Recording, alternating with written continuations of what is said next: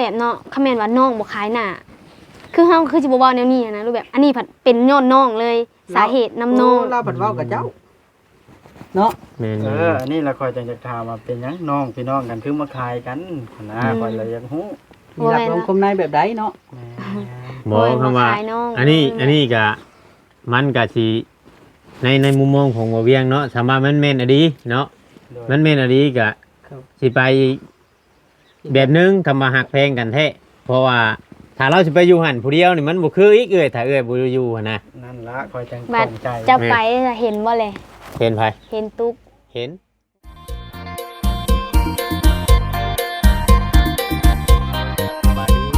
สบายดีเนาะพ่อแม่พี่น้องเบิดสู่ผู้สู่คนเนาะเพียงเนาะเบิดสุหม่องสุบอนว่าสิเป็นพี่น้องทางฝั่งลาวเนาะกราบสวัสดีพี่น้องทางฝั่งไทยคือนึงพบพ่อกับช่อง YouTube คงว่าเวียงชายใจเกินร้อยเพียงเนาะอีกคือเก่าคือเดิมพี่น้องเอ้ยเพิ่มเติมกับแวะเวียนเข้ามาทางบ้านทางเฮือนของน้องเต้บ้านนี้พี่น้องเอ้ยเป็นอะไรเนาะเพียงเนาะเรื่องราวของอันชุมเพิ่นเนาะกับน้องไร่เนาะเพียงเนาะแต่มันแม่นความจริงบ่เนาะเพียงเนาะเพราะเฮาก็เป็นกลางพี่น้องอยากฟังทั้งสองกำสองฝ่ายเนาะเพียงเนาะอ้าวน้องเอ้ย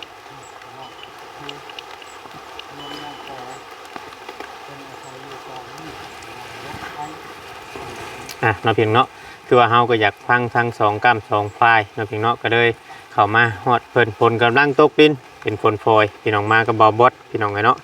จังไดก็รอเบิ่งรอชมนำกันพี่น้องเอ้ย FC พุ่นแหละจังไดก็ไปเบิ่งนำกันเนาะบ่บดเนาะมาเฮาต้องมาฟังจากทั้งสองกำสองฝ่ายโดยสบายดีเด้อบ่บดไปต้องฟังทั้งสองกำสองฝ่ายแล้วเฮาสิฟังแต่ทั้งฝ่ายเดียวบ่ได้เฮาเป็นกลางว่าง่ายๆซะเนาะพี่น้องเนาะจังใดพี่น้องเพื่อนเพิ่นมาอยู่ตอนนี้คือมีขี้งัวขี้หยังเนาะนอกเองนี่ก็สามารถปรับเปลี่ยนได้เนาะถ้าว่าบ่ไล่บ่ว่าหยังเชิญซะสวัสดีเด้อน้องเตโอ้โธ่น้องแต่แป้งหูแป้งตาขึ้นเนาะเด้งามหลายโอ้น้องเอ้ยนี่ละแต่ยังเป็นทางการแล้วนี่เราเรียนสัมภาษณ์เลยก็คือหลายเรื่องขนาดเนาะหลายเรื่องเพราะเฮาก็ได้ไปอันทางนั้นแล้วพี่น้องเนาะเรื่องนี้ก่อนมื้อนี้เนาะประมาณก็เหตุผลใดมื้อนี้จังบ่ไปเว้ากันบ่ไปเคลียร์กันให้มันแล้วกะยังสิไปเนาะแต่ให้ทางนั้นใจเย็นก่อนเด้ให้ทางนั้นรูปแบบใจเย็นลงกว่านี้ก่อนเพราะว่าน้องโทรหาเพิ่นนี่ก็ว่างเด้เพิ่นวางสายตลอดเลยรูปแบบเจ้าโทรหาเพิ่นอยู่บ่โทรโทรมื้อเช้านี่โทรแต่เพิ่นรับบ่เกิน5นาทีเพิ่นก็วางสายทางโทรนะมีก็โทรหักทางเพิ่นบ่เคยโทรมาแต่เทื่อบ่แม่นเงินน่ะเบิดบ่เอ้ยโทรทางเบอร์ทางเฟซสันดอกบ่โทรทางเบอร์ทางเฟซน่ะเพิ่นบล็อกแล้วหักปัญหาเรื่องทางเฟซเนาะเพิ่นเว้าว่าน้องน่ะบล็อกเพิ่นก่อนมันบ่แม่นเพิ่นบล็อกน้องก่อนบ่นี่โอ้เพิ่นบล็อกนี่สาเหตุหยังเพิ่นจังบล็อกเพิ่นบ่ฮู้ดิน้องน่ะมีก็เปลี่ยนสีแซดซื่อๆเปลี่ยนเป็นสีผ้าหั่นนะเพิ่นก็ไปบล็อกโทรศัพท์ไผดังฮะโทรศัพท์จะบ่โทรศัพท์เครื่องนึงอาจสิเป็นน้องนำเหตุผลนี้มื้อนี้เนาะเจ้าจังบ่ไปเว้านะหักยังสิไปหักมื้อใดละบาดหักเป็นว่ามื้อวันศุกร์ซะมื้อวันศุกร์มื้อนี้วันอีหยังวันพุธบ่ยังไก่เติบได้นี่เนาะ2มื้อยังอีก2มื้อเป็นหยังคือว่านัดวันศุกร์เพราะว่าให้ทางให้เบาจิตให้คือไอจิตเนาะเพิ่นไปถามทางนั้นก่อนว่าเพิ่นพร้อมบ่มื้อวันศุกร์หั่นนะก็แม่นเพิ่นว่ามาโลดก็อยากเว้านำกัน2ต่อ2ก่อนให้อย่าพาเพิ่นให้เอาแม่เพิ่นขึ้นไปเฮือนหั่นนะอย่าพาให้เอาขึ้นไปเพราะว่าให้เฮาเว้า2ต่อ2ก่อนหรือว่าเฮามีหยังเฮาก็ต้องเว้ากัน2ต่อ2ก่อนฮะกับเอื้อยกับอ้ายนะผัวเมียเว้ากันก่อนเนาะแม่นหักบ่อยากให้แม่เพิ่นขึ้นไปก่อนหั่นนะก้าวตกลงกันบ่ได้แบบใดก็ตกลงกันบ่ได้เว้าหยังก็บ่ได้แหละจังให้เอาพ่อแม่เพิ่นขึ้นไปเพราะว่าทางน้องก็บ่มีไผได้มีกับพ่อผู้เดียวบัดนี้นี่หั่นนะดาววัดอันซาละเว้านำเฮาว่าอยากให้ขึ้นไปเว้ามื้อ แม่ เนาะ คำแม่นว่าแบบนั้นก็ตามใจอ้ายผู้สิพาไปเนาะคือไอจิตกับเอ้ยบุญหั้นนะเพิ่นสิพาไปเพิ่นเลยว่าว่า อ๋อ ให้น้องนี่ใจเย็นก่อนคำแม่นว่าคำแม่นว่าน้องอยากไปเว้าน้องอยากไปเว้าแต่มื้อนี้พุ่น อ๋อ เพราะว่า คือแบบนี้เลยมันก็บ่ได้ไปเวียกไปงานเนาะทางเพิ่นกันเนาะเพราะว่า เลย พวกรูปแบบคือพวกอ้ายที่ต้องได้เข้าไปแม่นบอกมื้ออื่นก็ต้องได้เข้าไปอีกแนวนี้หั่นนะคำแม่นว่ามันบ่จบผูก เดี๋ยว เพิ่นก็สิบ่ได้ไปเฮ็ดเวียกเฮ็ดงานแนวนี้หั่นนะ อืม อันเพิ่นนี่ก็ว่าทางเพิ่นน่ะจบแล้วว่ากับคือสาวบุญเว้าหั่นแหละว่าหักก็บ่ฮู้เนาะว่าสาวบุญเว้าหยังด้วยเพิ่นเว้าแบบให้เข้าใจกันแนวนี้บ่อันนี้ก็บ่ฮู้เนาะเพิ่นนี่ก็ว่าสาวบุญเว้าจบแล้วว่าแนวนี้หั่นนะว่ากับน้องน่ะโทรไปมื้อเช้านี่นะหักโทรไปบัดนี้เพิ่นนี่ก็วางสายวางสาย โทรไปตอนคืนอันตอนคืนเวลาแบบว่านั่นก็บ่ได้คิดแบบว่าจะโทรไปโอ้ไปร่มกันแบบเอ็นกันให้มันเข้าใจกันบ่ วางสายว างสายเลย แม่น เพิ่นบ่เป็นผู้ว่า แม่น โอ้คอยถามนี่นะสมมุติว่าไปสิไปเว้ากันในคำที่เจ้าจะถามผัวเจ้านี่อยากถามคำไหน ถามบ่ถามคำว่าเจ้าเครียดหยังรูปแบบ เจ้าบ่พอบ่มีหยังพอใจบ่แม่นอ่ะคันแม่นบ่มีหยังพอใจก็ต้องบอกต้องร่วมกันบ่แม่นว่าอยากให้กันบ่ได้ปิ้นหลังใส่กันหรือแบบอยากให้ปิ้นหน้าใส่กันเว้ากันหันนะหรือแบบอยากเข้าใจกันไวๆหั่นนะ โอ้ทางเจ้านี่บ่ได้มีแนวเครียดผัวบ่ การมันก็มีอยู่ อ่อ เครียดคำตัวที่ว่าให้พ่อไปอยู่เพื่อนแล้วเพื่อนหรือแบบเพื่อนสงสัยเพิ่นหรือแบบเพื่อนหกเพื่อนหยังแนวนี้บ่จักเลยเพิ่นว่าว่าหมาบ่อยู่เพื่อนนี่แล้วไปมื้อวันจันทร์กี่นี่แหละเมื่อวานมื้อซื่อนี่แหละไปถามเพิ่นว่าเอ้าเจ้าเว้าใส่ไผหมานะเว้านี่หั่นนะแล้วเพิ่นว่าว่ากับผู้ใดอยู่เพื่อนกับผู้นั้นแหละเป็นหมาเพิ่นว่าแนวนี้มันก็สาวาลามขึ้นฮอดพ่อบ่แหละ พ่อเจ้าไปอยู่หัน แม่นไปเผาเฮือน บ่แม่นดีบ่แม่นบ่มาอยู่ดีคือว่ามาเป็น10พุ่นในเฮือนในวาดอยู่เนาะ หักเพิ่นเว้านั่นทวิตน่ะเว้าใส่น้องแล้วเพิ่นว่าว่าหมาบ่อยู่เฮือนบ่แล้วเอาไปถามว่าเอาไผเป็นหมาผู้ใดอยู่เฮือนกับผู้นั้นแหละเป็นหมาเพิ่นว่าแนวนี้ อืม แต่ก็รูปแบบบ่พอใจเรื่องนี้แหละรูปแบบเฮามีหยังเฮาต้องเว้ากันร่วมกัน แต่เพิ่นรูปแบบเพิ่นตัดไปคำมีคำว่าหมาบ่อยู่เฮือนนี่คะแม่นแหละคือน้องเปรียบเทียบเนาะน้องเปรียบเทียบว่าคะแม่นพ่อเจ้าขึ้นมาอยู่เฮือนนี่ อืม พอเจ้าเฮ็ดซะแบบนี้น่ะคะแม่นว่าให้น้องว่าหมาบ่อยู่เฮือนนี่คะแม่นว่าเจ้ามาถามว่าเจ้าว่าใส่ไผหมาผู้ใดอยู่เฮือนกับผู้นั้นเป็นหมาเจ้าสิรู้สึกได้ถามเพิ่นก็ให้เพิ่นว่าหาก็ที่น้องก็ให้น้องเว้า อืม ก็เอาให้เข้าใจกันนะที่คำว่าหมานะมันบ่แม่นอันนั้นแล้ว อืม ว่าเลยว่าหมาอยู่เฮือนอันนี้หั่นนะ หลังจากที่ค่อยได้ไปสัมภาษณ์ลาวนี่เจ้าก็พอสิได้เห็นแล้วบ่ในคลิป บ่เบิ่ง บ่ได้ เบิ่งแต่บางคลิป อ่า เราว่าเจ้าน่ะไปลิ้นผู้บ่าวผู้แพ้วนี่เจ้าสิตอบลาวแบบใดบาดนะครับนะ ผู้บ่าวบ่มันบ่มี ที่ว่าถ่ายรูปนำกันนะหมู่เป็นหมู่กันเห็นกันตั้งแต่อันนี้17 ปีไปเฮ็ดเวียกอยู่ในรัก35 โอ้เจ้าเคยไปเฮ็ดเวียกอยู่พุ่น แม่นเคยไป อืม เคยไปลงมาแล้วก็ได้กับเพิ่นนี่ดิ อืมอืมอืม ลงมาแต่เพิ่นก็ได้กับเรานี่ อืม แล้วก็ผู้นั้นเขาก็มีเมียแล้ว อืม ว่าไงอยากเอาซื้อเฟซกันนะอยากเอาซื้อเฟซเพราะว่าเอาได้กันซื้อเฟซนี่นะซื้อเฟซหมู่เพิ่นนะหมู่เพิ่นคือว่าเป็นแบบเขาลินเฟซกันหรือแบบโทรศัพท์เดียวกันแล้วเขาลินเฟซกันในนี่นะ อืม แล้วว่าถามว่าเอาในไซส์ซื้อเฟซกับผู้สาวก็อยู่นั่นแหละอันนี้ว่าแล้วก็ว่าว่าเดยวนี่กำลังสิพิมพ์ว่า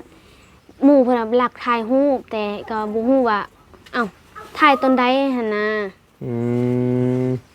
แล้วก็ โอ้เรื่องของเรื่องมัน รูปนี่เจ้าบ่ฮู้จักช่ำว่าใครเป็นคนถ่าย เพราะว่ามันไปหลายคนเด้มื้อนั้นน่ะ โด อื ย ม มีผู้หญิงนะกะผู้หญิง4 คน5 คนนี่แหละแล้วก็ผู้ชายเนาะ2 คนเนี่ยนี่นะ ของเรื่องนี่ค่อยพอสิฮู้แน่แล้วเล็กน้อยเนาะเจ้ากับผัวแต่ว่าค่อยอยากขอถามอีกหน่อยหนึง เลย เป็นแนวไหนน้องกระตุกจังเล่าเรื่องของเจ้าให้อันนั้นพังว่านี่ค่อยอยากฮู้ข้อนี้ ตุ๊กคันเดอร์สิเว้าเด้อตุ๊กน่ะเพิ่นน่ะเอาของน้องเนาะ เพิ่นเอาผัวแล้วบ่เด้นะ เอาแล้ว เอาแล้วบ่ เอา เออ แต่ก็บ่แม่นว่าอยากขายหน้าน้องเนาะเพิ่นเอาแล้วเพิ่นน่ะพังเพิ่นคือว่าเพิ่นสิพังความทั้งนั้นบ่นี่ก็บ่ฮู้เนาะแบบคันแม่นว่าคือเฮาคิดแบบ มีเรื่องเด็ดกว่าเก่าบ่ได้เลย เพิ่นเว้าแนวนั้นน่ะนะเว้าแนวนั้นก็คิดว่าเพิ่นพังความทั้งนั้นเลยเนาะเพราะว่า เออ เป็นฮู้เป็นหยังก็เพิ่นน่ะเอาให้เบิ่ง อืม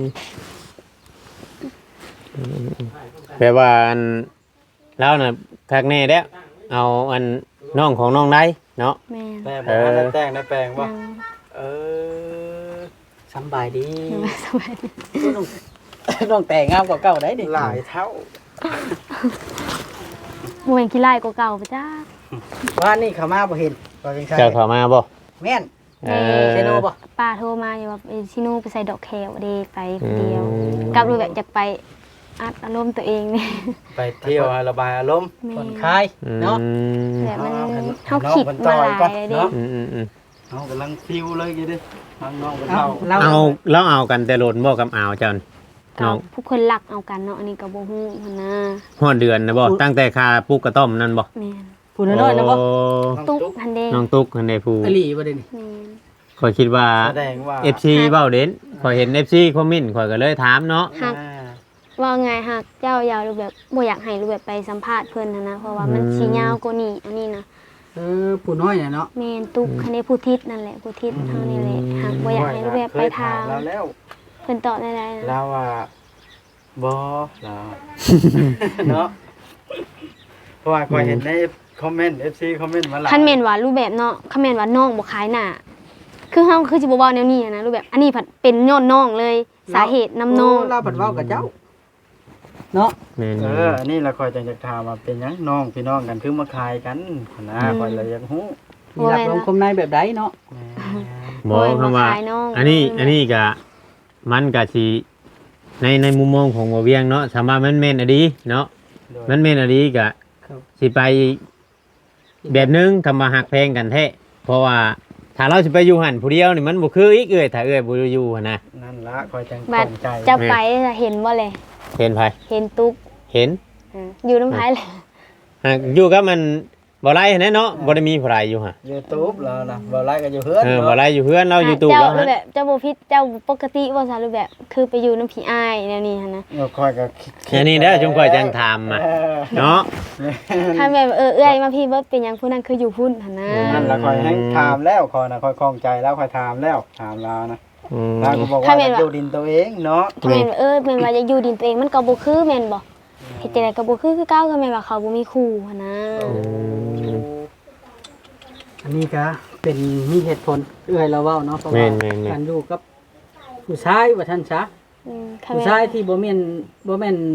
อ้ายแท้ๆเนาะ เลย มันก็บ่งามเพิ่นเว้าความซื่อก็ได้ โอ้อีกเรื่องเนาะหลายเรื่องประชมประชานกันขนาดวุ่นวายกันทั่วหน้าเดี๋ยวนี้ เพราะว่าเฮาพังทั้งนั้นก็คือทั้งนั้นได้พังทั้งนี้ก็คือทั้งนี้ได้เพราะว่าสองฝ่ายต่างคนต่าง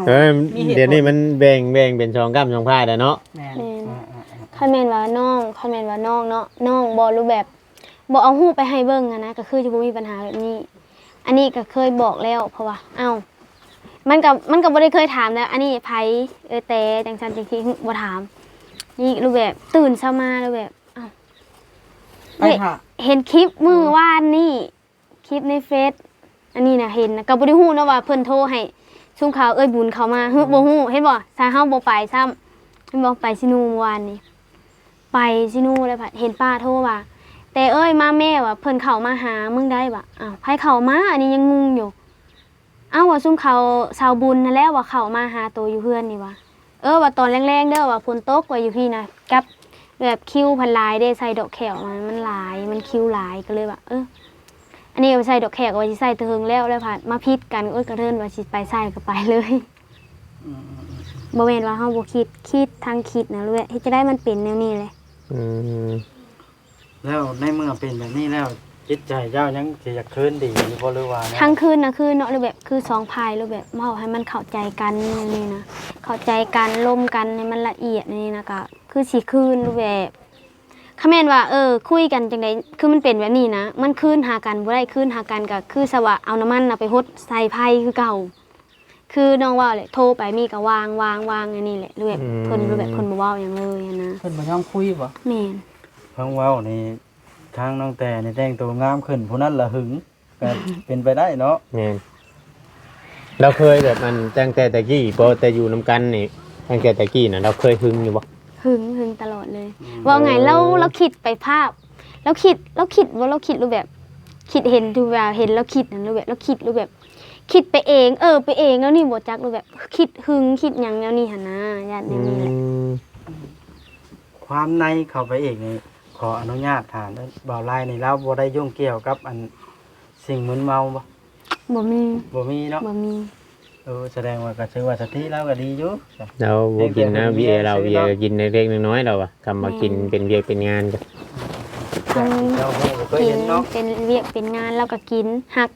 คือรูปแบบคือน้องส่วนเนาะไปนั่นไปนี่เราบ่อยากไปนำคือว่าไปเวียกไปดองไปหยังนี่บ่ไป แต่ว่าเราถ่าตีตามหลังแม่นบ่ เออ ส่วนไปดองนี่ไปบ่ดองอะไรบ่ไปอ้ายบ่ไปอ้ายอยู่เฮือน อ๋อเวลาชวนนี่บ่บัดมาเดี๋ยวเราสิเว้าบ่ แล้วก็เว้าอยู่เป็นหยังคือกินเมาแท้มื้อนี้มื้อนี้คือกินเมาแท้แนวนั้นแนวนี้หันนะแต่ก็เคยบอกเพิ่นว่าเอ้าเนาะก็ไปกินน้ำหมู่มันต้องเมาหากบ่แม่นว่าเมาตนมาบ่ได้นะเมาก็ยังมีสติมาฮอดเฮือนอยู่หั่นนะ ฮู้จักเนาะ แม่นก็เฮาก็คิดว่าเฮาบ่เฮากล้าว่าเฮาบ่ไหวแล้วเฮาก็มาแนวนี้นะแต่รูปแบบน้องรูปแบบชวนเพิ่นรูปแบบไปดองบ่เป็นหยังบ่นี่เพิ่นบ่อยากไปนำ โอ้พังสองควายคันบ่โฮมกันเนาะ คันแม่นว่าพังแบบนี้นะเด้อฮัสิเว้ารูปแบบพังแบบนี้นะมันสิบ่จบจักเทื่อ ไปเว้าทางนั้นผัดแนวนึงผัดมาถามทางนี้ผัดแนวนึงเขาแม่นว่าเขาแม่นว่าอยากให้มันรูปแบบอยากให้มันเข้าใจกันลีน่ะต้องมานั่งเว้ากัน แต่ว่ามันชุกพุ่นโนนัดกันนะ แม่นทางนี้สิเมื่อเองบ่ให้ทางนั้นมาดอกเขาบ่มาจังได๋กะ เราอันยังบ่ได้มาจากเทื่อบ่มานี่ตั้งแต่เกิดเรื่อง บ่ โอ้ คิดว่าคันยืนสิให้มาขนาดน้องโทรไปเพิ่นยังบ่รับเลยหั่นนะ อืม โทรยังบ่รับแล้ว แต่เจ้าได้เว้าว่าดีว่าหาผู้ใหม่ดีกว่านี้เคยเว้า อันนั้นน่ะเว้าใส่เพิ่นเนาะคันแม่นว่าเจ้าป้ากับเฮาเจ้าหาผู้ใหม่เจ้าคือสิได้ดีกว่าเฮาอันนี้น่ะน้องเว้าใส่เพิ่นว่าคันแม่นว่าเราน่ะป้ากับน้องแล้วให้เราน่ะไปหาผู้ใหม่น่ะคือสิได้ดีกว่าเฮาแนวนี้นะ บ่แม่นว่าเว้าคันแม่นว่าเฮาป้ากับเจ้าเฮาไปหาผู้ใหม่เฮาสิได้ดีกว่าเจ้าฮึบ่ได้เว้า เจ้าบ่เว้าเนาะ บ่ได้เว้าแนวนี้ อันน้องไล่แล้วผัดว่าเจ้าเว้ากับเราว่าหาสิหาเอาผัวใหม่แหละสิดีกว่าอ้าย ฮึ แม่นนะว่าว่า เรา นี่ เว้า เนาะ แบบนี้ บ่ได้เว้าแนวนั้นแต่เพิ่นไปปิ้งความเอา มันก็หลายสิ่งหลายแนวอยู่ที่ว่าเฮาเว้ารูปแบบเฮาเว้าใส่เพิ่นเลยรูปแบบ แปลความผิด เพิ่นกลับมาคืนเว้าใส่น้องหั่นนะรูปแบบคำที่น้องเว้าก็คือน้องเว้ากับพ่อเพิ่นเนาะน้องโทรไปหาพ่อเพิ่นน้องเว้าว่าค่ะคันแม่นว่าป้าห่างกันดีนะคันแม่นว่าเราไปหาผู้ใหม่แล้วคือได้ดีกว่าเฮาบ่แล้วทางปู่เลยว่ามึงบ่ต้องมาอวยพรให้ลูกกูดอกว่ามันได้ดีกว่ามึงอีหลีว่าแนวนี้แล้วให้บอกน้องก็บ่โทรไปเลยบัดนี้ โอ้บ่จบบ่สิ้น บ่จบคันแม่นว่านอกจากไปนั่งเว้ากันอีหลีโล ต้องนั่งเว้ากันต้องเอาผู้ใหญ่ไปเคลียร์กัน พ่อใหญ่นี่บ่ได้เพราะว่ายังบ่ได้ขอไปแต่งบ่ขอบ่แต่งเอาไปบ่ได้ไผสิไปนำเฮา จ้ก็มีใบน้ำตาลบ่แม่นบ่ บ่มียังบ่ได้ขอ แส ซ้ํ ดงว่าอยู่นํกันซื่อ แม่น เอ้าบ่อันนั่นก็ต้องผู้ใหญ่ก็ต้องไปนำเลยมันต้องถึงเฮาสิบ่คอก็เว้าง่ายๆไปได้เพิ่นก็ต้องเว้าเลยเรื่องคอนะ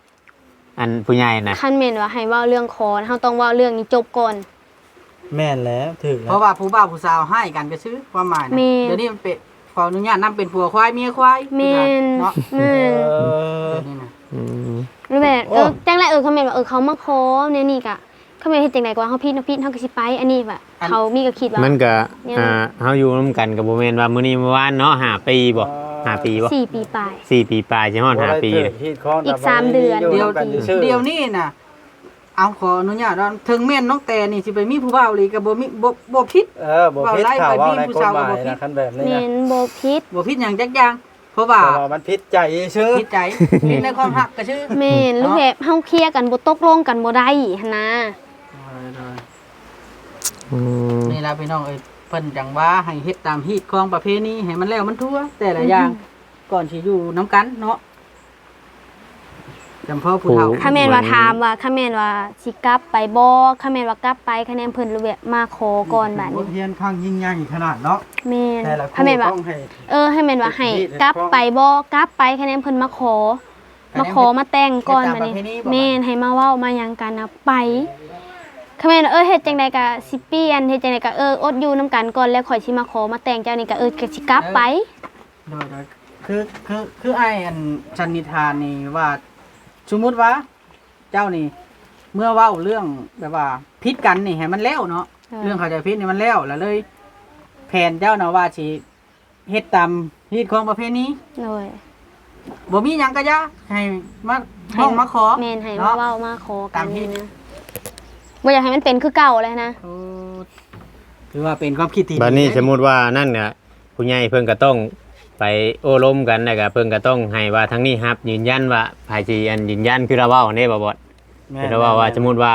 ต่อไปผู้ใดเฮ็ดผิดเฮ็ดอันนั้นก็มันก็จังสิฮู้จักคนที่รับผิดชอบหั้นนะ อืม แม่ เราเว้านะ ครับฮีทว่าซั่นเถอะเนาะ แม่น ให้ต้องหับฮีทอืมดีลาพี่น้องเอ้ยเพิ่นจังว่าบอกให้ฟังความฝ่ายเดียวเนาะ แม่นต้องเว้า ต้อง สอง พัง เพราะว่าทางนั่นน่ะความน่าเชื่อถือน่ะเพราะว่ามีน้องเจ้าเสีย แม่น เพราะว่าน้องก็น้องเจ้าเองเด้ แต่อยากเขา สมมุติว่าน้องเจ้าเสียแต่ อันเรื่องอ้ายน้องพิดใจกันนะเปียบชีหรือว่ายูทูบเบอร์นี่บ่ฮู้ดอก แม่น แต่ว่าค่านั่นน่ะสิมีเปอร์เซ็นต์ย้อนว่าน้องเป็นผู้เสีย แม่นน้องเว้าไงน้องเป็นพยาน คัดเป็นสมมุติว่าอ้ายข่อยมีผู้สาว เรื่องราวก็ เบิ่ง คือว่า ทางคณะค นั่ วาน ม แห ห ละ มาย พี่น้อง อืม ที่ว่าเฮา เนาะ ไปฮู้ เว้าแผนน้อยเจ้าเคยเบิ่งบ่ ฟัง จ้ะ ทั้งสองกันสองฝ่ายเพิ่นเว้า นั่ แล้ว น ก็ นะความหมาย ต้องพุ่นน่ะพี่น้อง แต่ว่าอัน ต้อง นี้ พลักผู้ใหญ่เพิ่นไปอัน เป็นเก็บหลักฐาน คุยหรือว่า ย้ายเบิ่ง เคลียร์ว่ามันสิเป็นอะไรเนาะพี่น้องเนาะมันต้องมีอัน แต่ว่า ผู้ยืนยันผู้ห้องหับมาเพียงเนาะ ความเฮ็ดเนาะ อันนี้มีแต่เล็กน้อยเว่าเล็กน้อยผิดกันแบบว่าผู้ใหญ่แบบ ชิวาเนาะได้ บ่ฮับ ว่า ฮู้ คือ หรือ น้อ ว่าง บ่ กัน นั่นมันก็เป็นการที่ว่ายากอยู่พี่น้องต้องให้ฮู้จักเบิดทั้งนั่นทั้งนี้พี่น้องเอ้ย น้องกับน้องตัวเองไม่ใช่ชิเว่าหลา จั ย งใดก็ เว้า ผิด บ่ พลา ได้ ดก็ต้องกราบขอโทษขออภัยคือว่าบ่ได้พร้อมพูนเพียงพี่เนาะฟังน้ำเสียงมีแต่ว่า FC เพิ่นยังเด็กน้อย พิจารณาเอาเนาะพี่เนาะ 14 คลิปนี้ ปีหนึ่ง ไปก่อนแล้วพี่น้องเอ้ยขอกราบเข้ามาสบายดีทุก ไอ้ ค ถาน ม เนาะ มะลิ